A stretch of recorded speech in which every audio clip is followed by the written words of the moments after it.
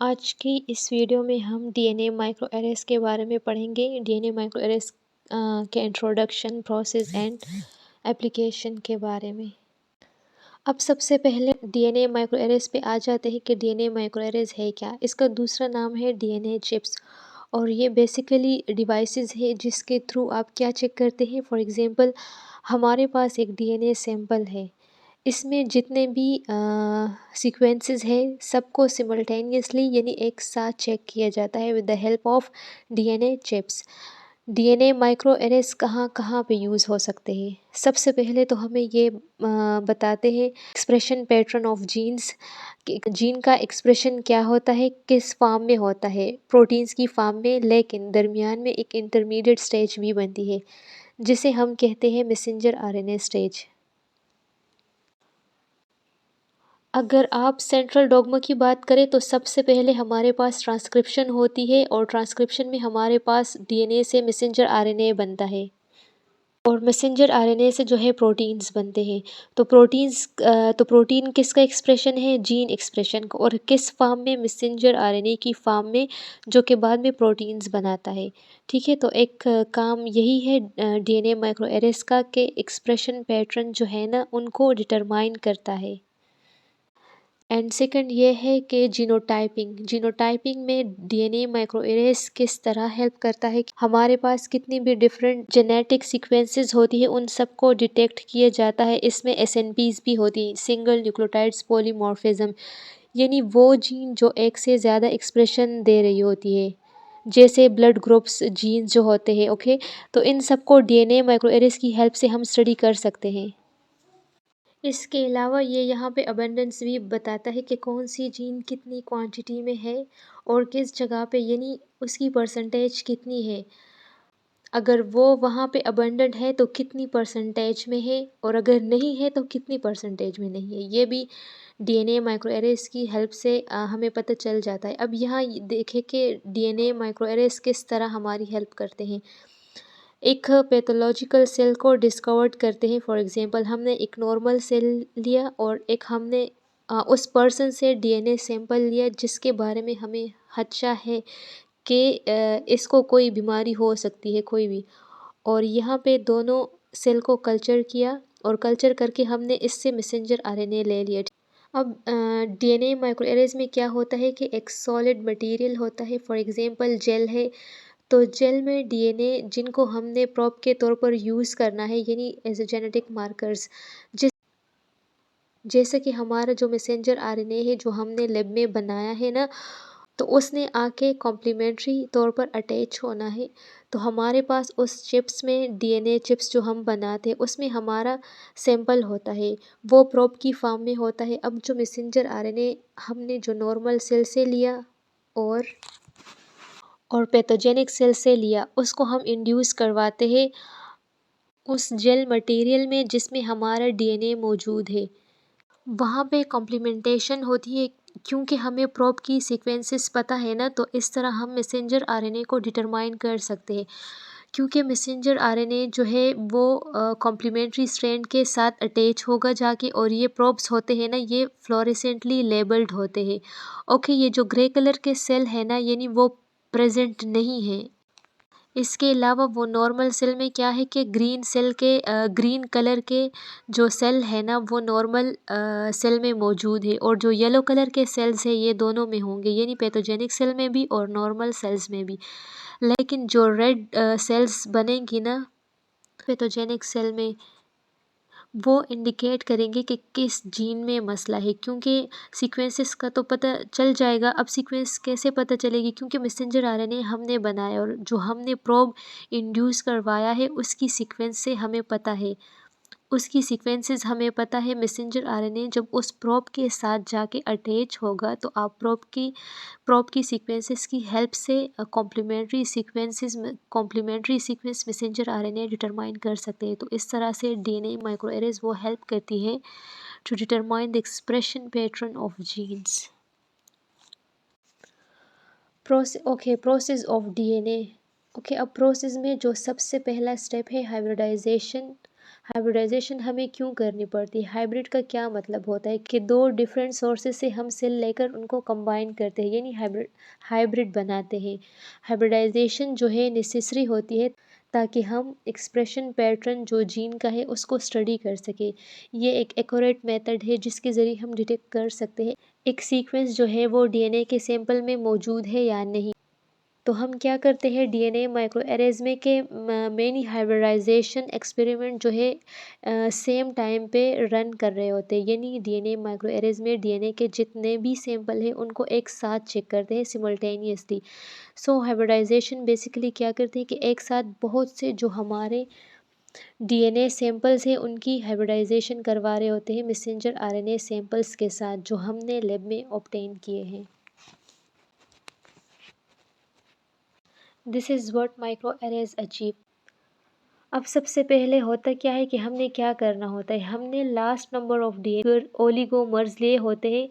हमने DNA sample ले लिया, उसको हमने किस में फिक्स करना है, एक रिजिड सपोर्ट में। अब वो मिक्सचर जिसको हमने एनालाइज करना है उसको प्रिपेयर किया जाता है with radio active fluorescent tags ताकि हमें पता चल सके कि हाइब्रिड कहाँ कहाँ पे बने हैं।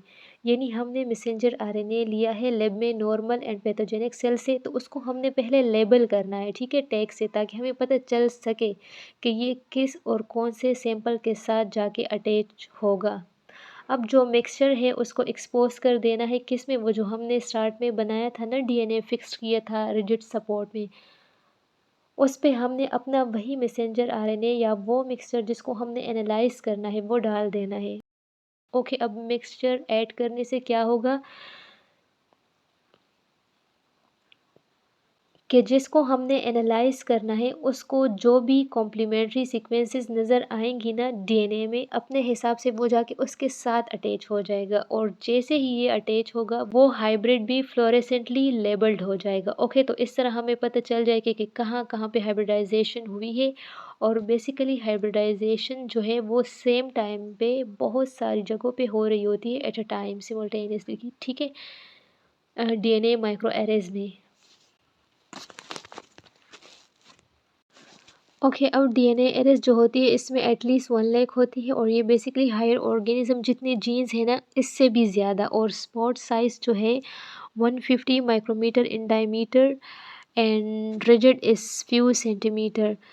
To measure expression pattern, the oligomeric probe are complementary DNA or fragments of complementary DNA reflecting the messenger RNA for different gene oligomers length 50 to 80 base pair are used, and for genotypic analysis, genomic DNA fragment length is 500 to 5000 are used. Okay, now application of micro arrays. Application इसके क्या क्या है और कहाँ कहाँ पे apply हो सकता है। तो सबसे पहले डीएनए माइक्रो एरेज की हेल्प से हम इन्वेस्टिगेट करते हैं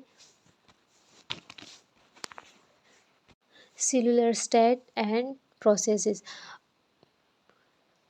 ओके, अब जैसे ही बेबी की बर्थ होती है ना तो कुछ चेंज उसमें एक्टिव नहीं होती, जैसे कि प्यूबर्टी के जीन्स जो है एक स्पेसिफिक टाइम आता है कि जब वो जीन जो है वो ऑन हो जाती है।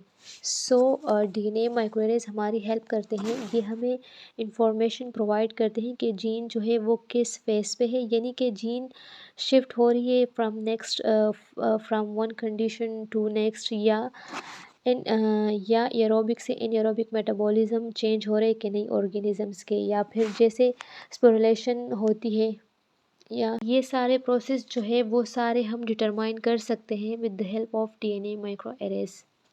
सेकेंड जो है डायग्नोसिस ऑफ डिज़ीज़, यानी म्यूटेशन की वजह से अगर कोई डिज़ीज़ आई है तो उसको हम टेस्ट कर सकते हैं। इसके अलावा जैसे हंटिंगटन डिज़ीज़ है, इसमें हम ये चेक कर सकते हैं कि जो कैरियर है उस डिज़ीज़ के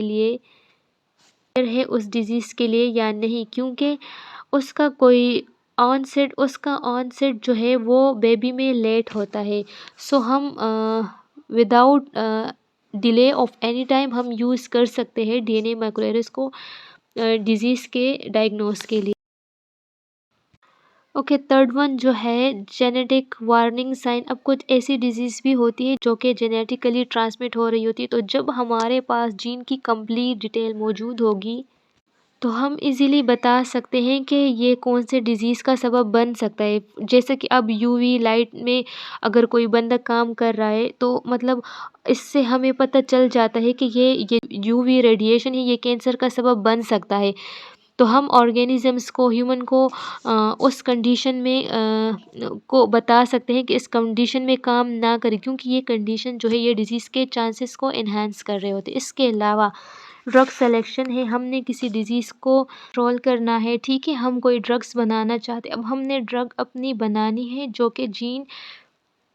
कि जीन पे इफ़ेक्ट करे, ओके। तो हम क्या करते हैं कि हम वही डीएनए माइक्रोएरेस का प्रोसेस यूज़ करते हैं, सीक्वेंसेस लेते हैं, उसके लिहाज से हम ड्रग जो है वो बनाते हैं। इसके अलावा जेनेटिक फैक्टर्स को डिटरमाइन करते हैं जो कि फेवर करते हैं ड्रग्स के एक्शन को, इसके मैकेनिज़्म को, okay. Next classification of disease है। अब एक डिज़ीज़ के कई टाइप है, जैसे कि ल्यूकेमिया है, leukemia type A B C, जैसे हमारे, ओके। तो इनका जीन एक्सप्रेशन भी चेंज होता है और जीन एक्सप्रेशन की बेस पे ही हम डिटरमाइन कर सकते हैं कि किस पर्सन को किस टाइप की डिज़ीज़ है। इसके अलावा target selection for drug design, यानी हमने जो ड्रग बनाई है उसने किस पॉइंट पे जाके अटैक करना है, किस जीन पे जाके अटैक करना है, ये भी सारी इन्फॉर्मेशन हमें डीएनए माइक्रोएरे से मिल जाती है। हम क्या करते हैं कि जो जीनोटाइप्स है या एक्सप्रेशन पैटर्न है, यानी उनका कंपैरिजन करते हैं इसके जीनोटाइप्स डिफरेंट बैक्टीरियल स्ट्रेंस की, वो स्ट्रेंस जो डिज़ीज़ के लिए रेजिस्टेंट है या ड्रग्स के लिए, एंटीबायोटिक्स के लिए रेजिस्टेंस है, ठीक है, ओके। ये ससेप्टेबल है तो हम उनका कंपैरिजन करते हैं और देखते हैं कि जो रेजिस्टेंस है उनमें किस जीन पे जो है चेंज आया है और इसकी बेस पे ही ड्रग डिज़ाइन करते हैं। तो ये था हमारा डीएनए माइक्रोएरेस का कंप्लीट ओवरव्यू।